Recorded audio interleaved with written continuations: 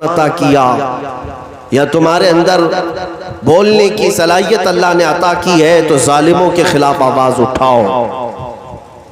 जुल्म को सहना और जुल्म के साथ खामोश रहना भी जालिमों की अलामत है। आज जिस तरह के हालात पैदा किए जा रहे हैं, इस्लाम, मुसलमान, कुरान, रसूल, अल्लाह की ज़ात को निशाना बनाना, और ये कीड़े मकोड़े ये समझते हैं कि इनके भौंकने से इस्लाम खत्म हो जाएगा।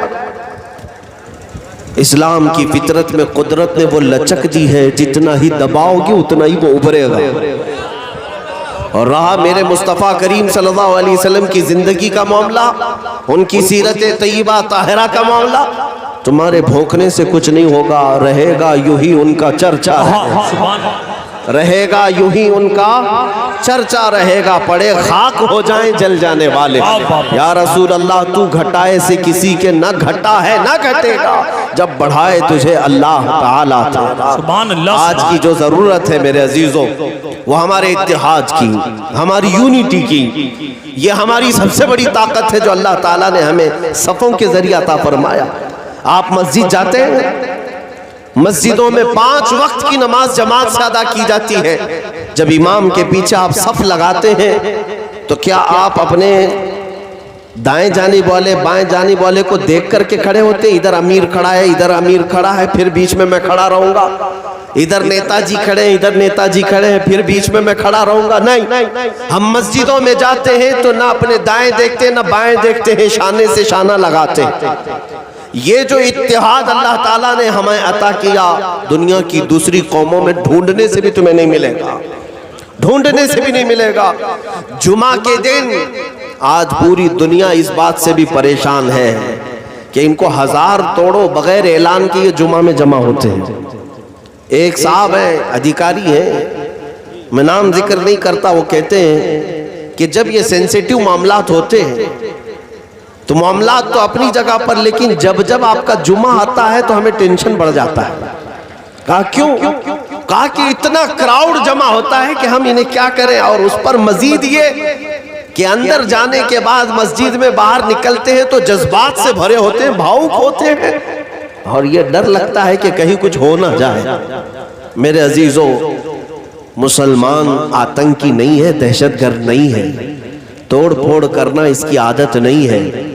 लेकिन एक मुहावरा मशहूर है, तुम किसी को छेड़ो मत, और अगर कोई छेड़े तो ये तो दुनिया जानती है, दुनिया जानती है। एक जानवर को भी अगर आप जबरदस्ती छेड़ोगे तो पलटवार करता है। इंसान को तो इतना हक है डिफेंस का।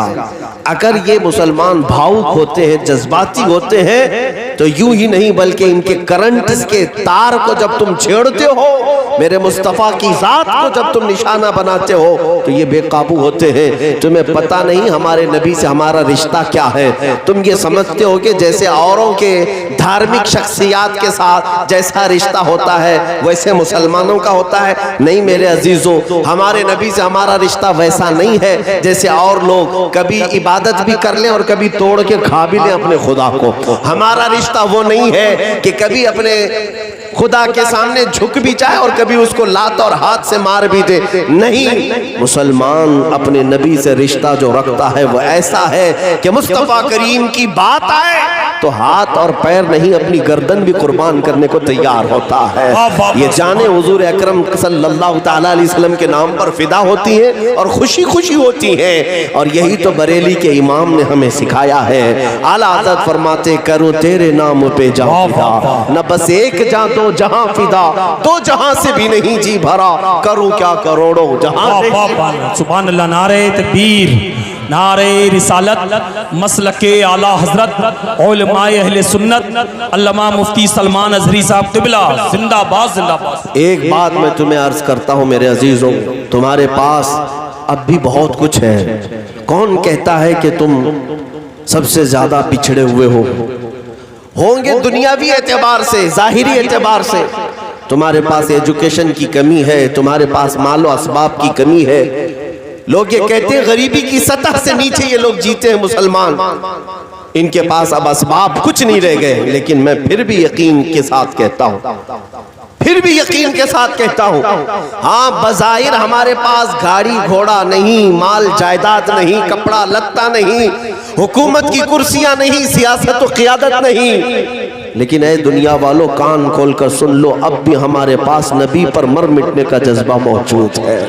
मेरे नबी से मेरा रिश्ता कल भी था और आज भी है। बतला दो गुस्ताख नबी को गैरत सुन्नी जिंदा है, उन पे मर मिटने का जज्बा कल भी था और अपना सब कुछ गुंबद खजरा कल भी था। और ये वो दौलत है जो तुम्हें पूरी कायनात में मुमताज करती है। ये वो दौलत है जो तुम्हें सब कुछ लुट जाने के बाद भी ताकत फराहम करती है, तुम्हारे अंदर हौसला पैदा करती है। तुम्हें मालूम नहीं, तुम आस पास मत देखना कि कौन खड़ा है तुम्हारे साथ, इतनी बात याद रखना, कोई आए ना आए मोहम्मदुर रसूलुल्लाह मेरे साथ है और उनका खुदा मेरे साथ है। इससे बढ़कर के तुम्हारे पास तवक्कुल की और क्या दौलत होनी चाहिए। जब रसूल पाक की मोहब्बत में तुम फिदा हो तो इस बात का यकीन भी रखो कि दुनिया सब छोड़ दे मगर रसूल हमें नहीं छोड़ेंगे। हुजूर पाक सल्लल्लाहु तआला अलैहि वसल्लम तुम्हें तन्हा नहीं छोड़ेंगे।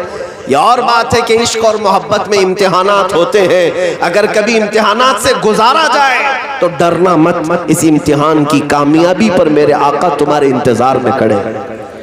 क्योंकि अगर कोई ये सवाल करे कि फिर इमाम हुसैन को करबला में क्यों छोड़ दिया था, इमाम मुस्लिम को कूफा में क्यों छोड़ दिया था, मेरे अजीजों वो रसूलुल्लाह के घराने का इम्तिहान था। ऐसा नहीं कि तन्हा छोड़ दिया, ऐसा नहीं कि सैयदी इमाम हुसैन को करबला में यूं ही छोड़ दिया गया। मैं आपको बताता हूँ, रिवायतें ये भी बताती है, एक हज़रत इमाम मुस्लिम हैं, वो कहते हैं मैंने ख्वाब में देखा 10वीं मुहर्रम से एक दिन पहले, मैं इस मौजू पर कह रहा हूँ कि हमको तन्हा हमारे आका नहीं छोड़ते। 10वीं मुहर्रम से एक दिन पहले हज़रत इमाम मुस्लिम है, वो कहते मैंने ख्वाब में देखा एक बूढ़ी औरत, एक खातून है, पूरे हिजाब में है और झाड़ू लेकर मैदान झाड़ रही है। ये बुजुर्ग इमाम मुस्लिम कहते हैं मैं करीब गया, कहा अम्मा जान ये क्यों झाड़ रही हो, तो वो मुकम्मल हिजाब में थी, अपनी झाड़ू को उठाती और कहती हैं ऐ शख्स तुझे मालूम है मैं कौन हूँ। कहते हैं मैं नहीं पहचानता। वो कहती है मैं रसूलुल्लाह की लख्ते जिगर फातिमतुज़ ज़हरा हूँ। वाह सुभान, फातिमतुज़ ज़हरा हूँ। ये मैदान क्यों झाड़ रही है, 9 मुहर्रम गुजर चुकी है। वो फरमाती है कि कल मेरा बेटा यहाँ शहीद होकर गिरेगा, मैं कंकरियां साफ कर रही हूँ कि उसके बदन को चुभने ना पाए। एक तो जालिमों की तरफ से दी जाने वाली अज़ियतें थी, लेकिन हुसैन आज़म के साथ उनकी माँ भी है, उनके बाप भी हैं, उनके नाना भी हैं। ये इस बात के लिए मैं तुम्हारे सामने रख रहा हूँ कि दुनिया अगर तुम्हारी गर्दन पर तलवार रखती है तो ये दुनिया को दिखता है, लेकिन जिस वक्त हमारी शहादत होगी मेरे आका हमारे सामने मौजूद है। हुजूर अकरम सल्लल्लाहु तआला अलैहि वसल्लम तन्हा नहीं छोड़ते। अजीज़ान गिराम वक़ार, इस बात के साथ जिया करो, डर करके नहीं, खौफ में नहीं। इमाम अहमद बिन हम्बल का नाम सुना है, 4 इमामों में से एक इमाम है। इनको कोड़े मार रहा था जल्लाद, इनको कोड़े मारे जा रहे थे। वक्त का जालिम खलीफा इन्हें गिरफ्तार करके एक फतवे की वजह से, हक बोलने की वजह से कोड़े मार रहा था और दोनों हाथ जंजीरों में बंधे होते थे, पीठ नंगी, तहबंद पहने हुए हैं। कोड़े मारते गए तो तहबंद लुंगी खुलने लग गई। इमाम अहमद बिन हम्बल को जो कोड़े पड़ रहे थे, वो कोड़ा अगर हम में से एक को पड़ जाए तो चमड़ी निकल जाए, इतने सख्त किस्म के वो कोड़े होते थे। वो कोड़े खा रहे थे लेकिन रो नहीं रहे थे, लेकिन जब लुंगी तहबंद खुलने लगी तो आपके आंसू आ गए, रोने लगे। कहा क्या मैं आज बेसतर हो जाऊंगा, क्या मेरी लुंगी खुल जाएगी, क्योंकि दोनों हाथ जंजीरों से बंधे हैं। आपकी आंखों से आंसू आए। अचानक एक अजीब सा माजरा देखने को मिला। गैर से 2 हाथ पीछे से आए और अहमद बिन हम्बल की लुंगी को मजबूती से बांध दिया, तहबंद को बांध दिया। और फिर जब किसी 2 हाथों ने बांध दिया तो जो रो रहे थे वो मुस्कुरा पड़े। इमाम अहमद बिन हम्बल हंसने लग गए और जल्लाद से कहा तू अपना काम जारी रख। जो कोड़े मार रहा था वो अचानक रुक गया और पूछा कि अभी तो तुम्हारी तहबंद खुल रही थी और तुम रो रहे थे, अभी ये क्या बात है कि तुम्हारी तहबंद भी सही है और तुम हंस रहे हो। इमाम अहमद बिन हम्बल ने कहा मुस्कुराकर, तुम अपना काम जारी रखो, जिसके लिए कोड़े खा रहा था वो आ गए हैं। वाह वाह वाह, ये बात याद रखे मेरे अजीजों, मुस्तफ़ा करीम की मोहब्बत में अगर थोड़ी मशक्क़त भी उठाओगे तो मेरे आका तन्हा नहीं छोड़ेंगे, तुम्हारी इज्जतों में इजाफा होगा। सैयदना बिलाल हबशी को देखा, तारीख सुनी होगी, जिंदाबाद। मक्का के जालिमों ने उनके पैरों में रस्सी बांधकर पूरे मक्का की गलियों में खींचा है। उनकी नंगी पीठ पर अंगारे रखे जाते थे, कोयले, और उनकी पीठ की चर्बी गल जाती थी, अंगारे बुझते तो फिर दहकाए जाते थे। उनके सीने पर गरम सिल रखी जाती, रेत पर सुलाया जाता। क्या क्या नहीं किया गया बिलाल हबशी को। वही धर्म परिवर्तन करवाना था, वही मॉब लिंचिंग जो आज के कुत्ते कर रहे हैं, ये मक्का के जालिम भी किया करते थे। अबू जहल के जितने पट्टू थे ये मॉब लिंचिंग में बड़े मशहूर थे। आज के अबू जहल के भी पट्टू बहुत मॉब लिंचिंग को समझते हैं कि हमारी कामयाबी है। इंतजार करो, एक बिलाल हबशी को अगर बच्चों ने हमारे पढ़ लिया तो हर जगह से अल्लाह अकबर की आवाज आएगी इंशाअल्लाहुल अज़ीज़। जब बिलाल हबशी रज़ी अल्लाह तआला अन्हु यहां से आजाद होकर मदीने पहुंचे तो फिर हालात क्या थे। 6 साल के बाद मक्का में तो मारे जाते, पीटे जाते, आग में सुलाए जाते, लेकिन हजरत अबू बकर सिद्दीक ने हजरत बिलाल को पैसे देकर खरीद कर आजाद किया, मेरे नबी की गुलामी में रख दिया। 6 साल के बाद जब मेरे आका मदीने से मक्का तशरीफ लाए, ये फतह मक्का का दिन था, मक्का फतह हो चुका था और हुजूर पाक हरम शरीफ में नमाज पढ़ाने के लिए आए तो हरम में जो सबसे पहली अजान देनी थी 10,000 सहाबा थे। मेरे आका ने किसी को नहीं पुकारा, बिलाल हबशी को पुकारा, कहा ऐनल बिलाल, बिलाल कहाँ है? अरे वहाँ सिद्दीक अकबर भी हैं, फारूक आजम भी हैं, उस्मान गनी भी हैं, हैदर कर्रार भी हैं, अजिल्ला सहाबा हैं। मेरे आका ने बिलाल हबशी को बुलाया, कहा इधर मक्का फतह हो चुका है, मेरे आका नमाज पढ़ाने के लिए जाने वाले हैं, लेकिन अजान देने के लिए हजरत बिलाल को कहा पुकार अजान, लेकिन कहां से?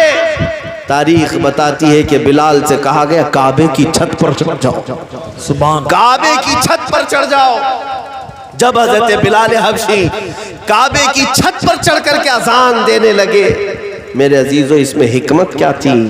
बुजुर्गान दीन फरमाते हैं अजान तो किसी नीचे से भी खड़े होकर, ऊंचे टीले से भी खड़े होकर दी जा सकती, काबे की छत पर चढ़ा करके मेरे आका ने दुनिया को ये बताया जो नबी के नाम पर जख्म खाता है मौला उसे काबे की छत पर पहुंचा देता है। मुस्तफा की गुलामी में जो अपने आप को फना करता है मौला उसको इज्जतों से नवाजता है। इसीलिए मेरे अजीजों आज ये इस्लाम नगर, ये बदायूं का एक छोटा सा कस्बा, मैंने कभी यहाँ पर आज तक न गुजर किया न यहाँ आपसे कभी मुलाकात की, पहली मर्तबा, लेकिन लोगों का ये शौक, लोगों की ये मोहब्बत, ऐसा लगता है सदियों से हमारे ताल्लुकात हैं, पहले से हमारे रिश्ते हैं। ये क्यों है?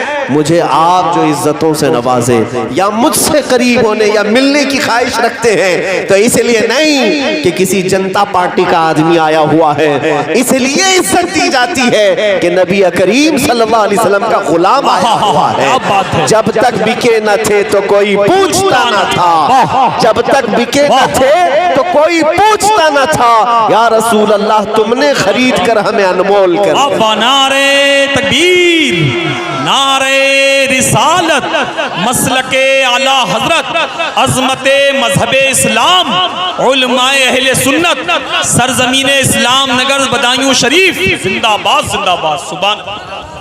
ये जो इज्जतें मिलती हैं ये किसी और बात की नहीं, रसूलुल्लाह के कदमों से वाबस्ता होने की। अजीज़ा ने गिरामी, इस्लाम नगर ही नहीं जिस इलाके में भी गया मेरे आका का फैज़ मुझे सामने नजर आया। सुभान अल्लाह। नबी करीम सल्लल्लाहु तआला अलैहि वसल्लम के लिए अगर किसी जगह से बैठ करके कुर्बानी देने की सिर्फ बात भी कर लो, अरे करना तो बहुत दूर की बात है, हुजूर के लिए मर मिटने का मकाम ये बाद में है। अगर तुम बात भी कर लो, अपने जज्बात में तैयारी भी कर लो, तो मेरे आका तुम्हें एजाज से नवाजते हैं। इतना दिया सरकार ने मुझको जितनी मेरी औकात नहीं, ये तो उनका करम है, वरना मुझ में तो ऐसी बात नहीं। इसलिए मेरे अजीज,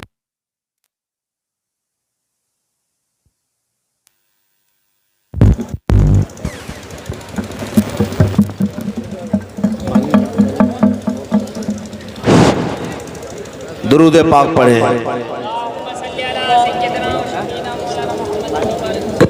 सुभान अल्लाह, सुभान अल्लाह, जिंदाबाद जिंदाबाद, माशाअल्लाह।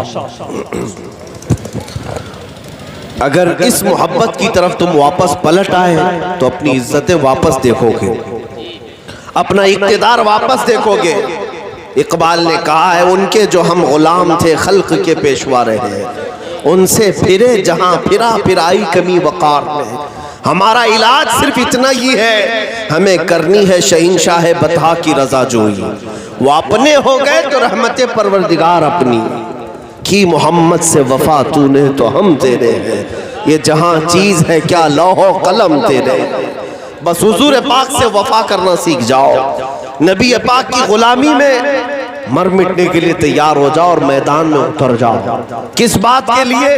लड़ने मरने के लिए नहीं, पहले तो अपने आप को बदलने के लिए तो उतर जाओ।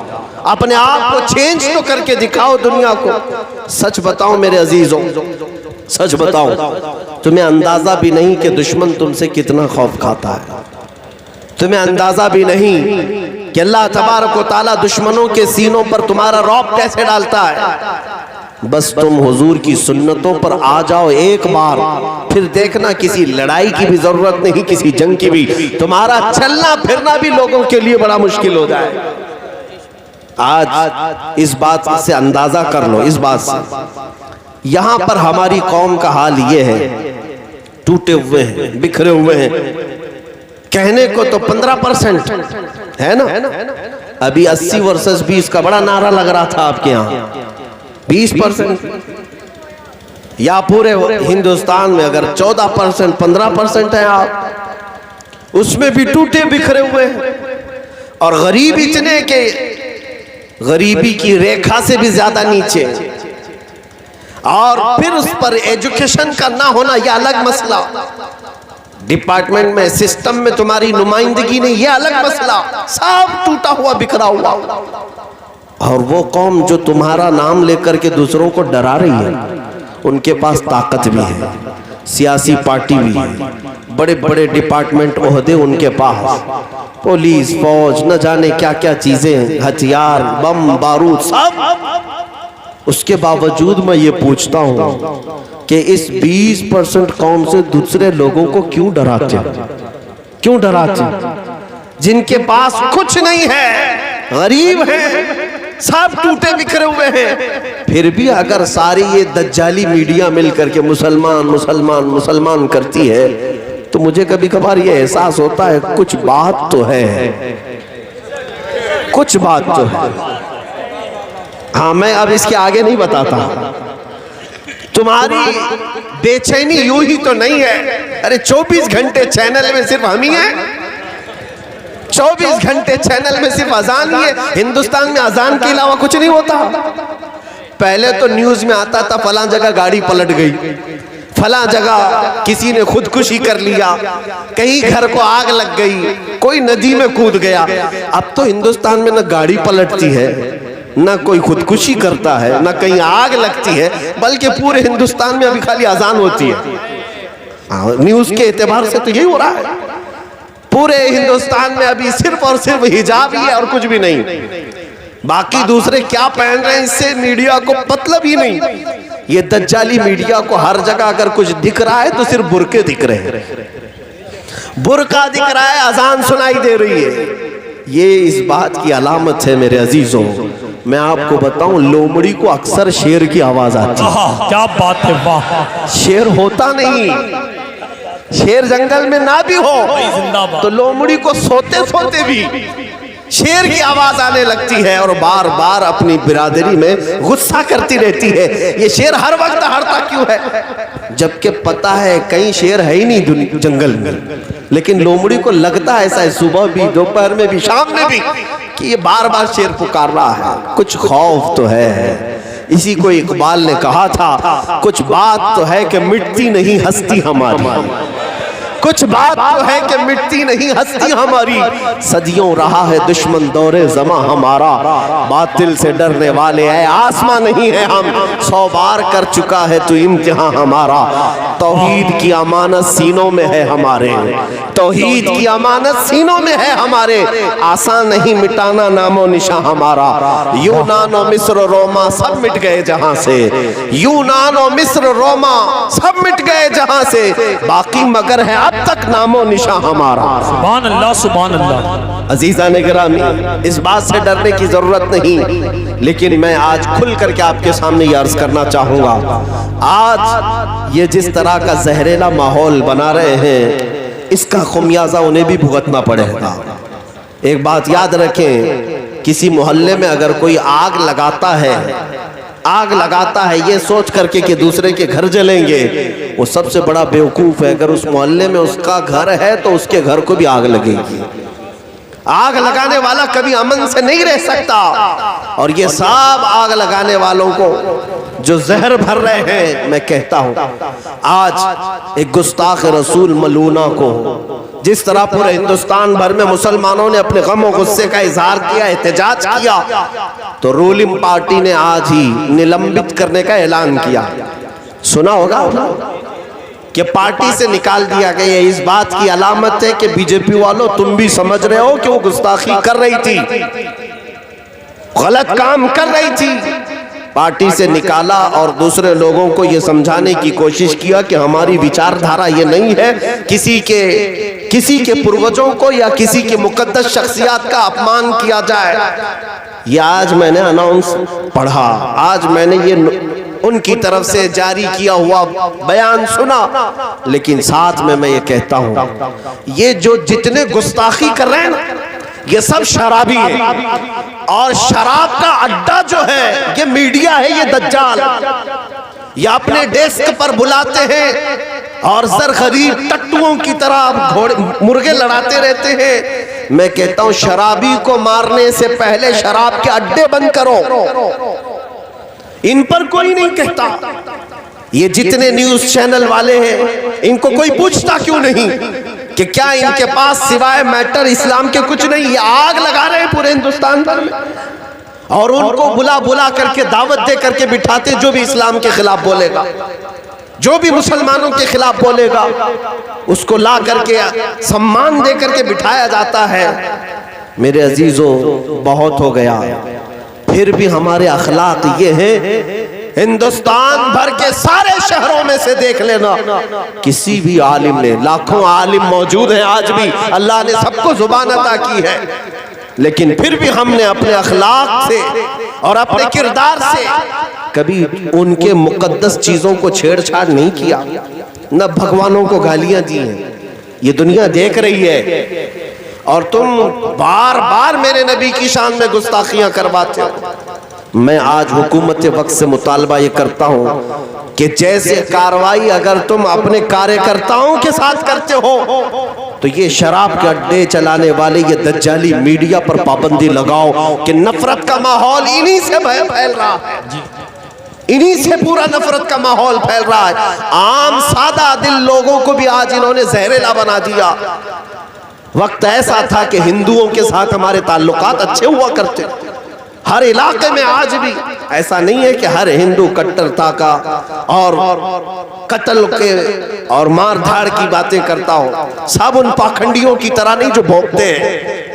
बहुत सारे हिंदू जिनके मुसलमानों से अच्छे ताल्लुकात, लेकिन आज जानते हैं इस मीडिया ने उनके दिलों में भी जहर घोलना शुरू किया, उनको बार बार उत्साहित करना कि तुम हकीकत में हिंदू हो कि नहीं हो।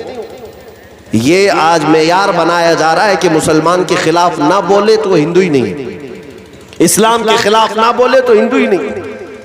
ये जो जहरीला माहौल है, इसके खिलाफ मैं मुतालबा करता हूं हुकूमत वक्त को भी कि ये शराब के अड्डे बंद किए जाएं। ये जो मीडिया वाले चला रहे हैं, हर कोई आता है इनके डेस्क पर बैठकर हुजूर की जात पर छेड़छाड़ करके जाता है।